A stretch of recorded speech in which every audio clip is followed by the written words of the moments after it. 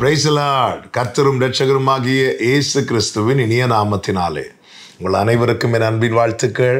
இந்த புதிய நாளை காண செய்த தேவனுக்கு ஸ்தோத்திரம் உண்டாவதாக. கர்த்தருடைய கிருபை உங்கள் அனைவரையும் சூழ்ந்து கொள்வதாக. 1 ராஜாக்கள் 18வது அதிகாரம் 1வது வசனம். அநேக நாள் சென்று 3ஆம் வருஷமாகையில் கர்த்தருடைய வார்த்தை எலியாவுக்கு உண்டாகி, நீ போய் ஆகாபுக்கு உன்னை காண்பி, நான் தேசத்தின் மேல் மழையை கட்டளையிடுவேன் என்றார். கர்த்தருடைய பரிசுத்த நாமத்திற்கு மகிமை உண்டாவதாக. கர்த்தர் எலியாவை பார்த்து சொன்ன வார்த்தை, நீ போய் உன்னை ஆகாபுக்கு காண்பி. இதே ஆண்டவர் 3 வருடத்துக்கு முன்பதாக இதே எலியாவின் இடத்துல என்ன சொல்லுவார் தெரியுமா? நீ போய் கேரி தாற்றண்டையிலே ஒளித்து கொண்டிரு என்று சொல்லுவார். அந்த 3 வருடங்கள் எலியா எங்கே இருக்கிறான் என்று யாருக்குமே தெரியாது. கர்த்தர் அவனை அடைத்து வைத்திருந்தார்.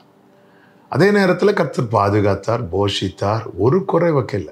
ஆனாலும் அவன் அடைக்கப்பட்ட நிலையில் இருக்கிறான்.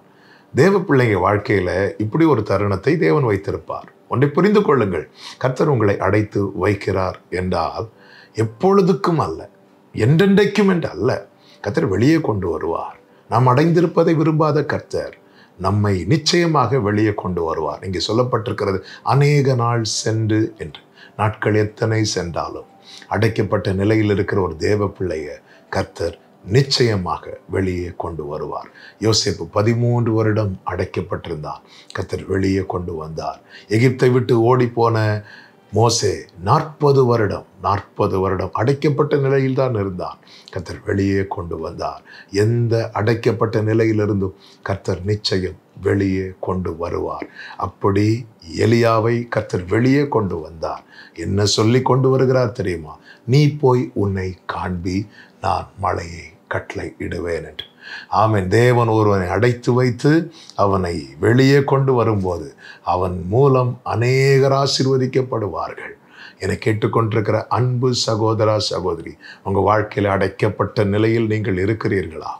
கைவிடாத தேவன், மறந்து போகாத தேவன், எத்தனை நாட்கள் சென்றாலும் நிச்சயம் உங்களை வெளியே கொண்டு வருவார். ஆண்டவரை இந்த காரியத்தில் நம்பணும். ஆமே, என் சத்துருவே எனக்கு விரோதமாய் சந்தோஷப்படாதே. நான் விழுந்தாலும் எழுந்திருப்பேன். நான் இருளில் உட்கார்ந்தால் கர்த்தர் எனக்கு வெளிச்சமாயிருந்த அவர் என்னை கொண்டு வருவார். இந்த நம்பிக்கையில் ஒரு தேவ பிள்ளை காணப்பட வேண்டும். சீஷர்கள் அறை கதவை அடைத்து கொண்டு உள்ளே இருக்கிறாங்க. ஒரு ரூமுக்குள்ளே எத்தனை பேர் இருந்தாங்க? அடைக்கப்பட்ட நிலையில் இருந்தார்கள். பரிசுத்த ஆவியை அவர்கள் மேல் அனுப்பி அவர்களை பலப்படுத்தி வெளியே கொண்டு வந்தார். வெளியே கொண்டு வந்து ஒரு இடத்துல நிறுத்துவதற்கல்ல, எருசலேமிலும் யூதேயாவிலும் சமாரியாவிலும் உலகமெங்கும் அவர்களை கொண்டு அநேகருக்கு ஆசீர்வாதமாய் மாற்றினது போல கர்த்தர் உங்களையும் அடைக்கப்பட்ட நிலையிலிருந்து வெளியே கொண்டு வருவார். நீங்கள் அடைந்து கிடப்பதை அவர் விரும்பவில்லை. கர்த்தர் உங்களை ஆசீர்வதிப்பாராக. ஜெபிக்கலாமா? எங்கள் நல்ல தகப்பனே, இரக்கமுள்ள தேவனே, அப்பா, 3 வருடம் அடைக்கப்பட்ட நிலையில் இருந்த எலியாவை நீர் வெளியே கொண்டு வந்தது போல எங்கள் வாழ்க்கையில் நீர் செய்ய போகிறதற்காக ஸ்தோத்திரம்.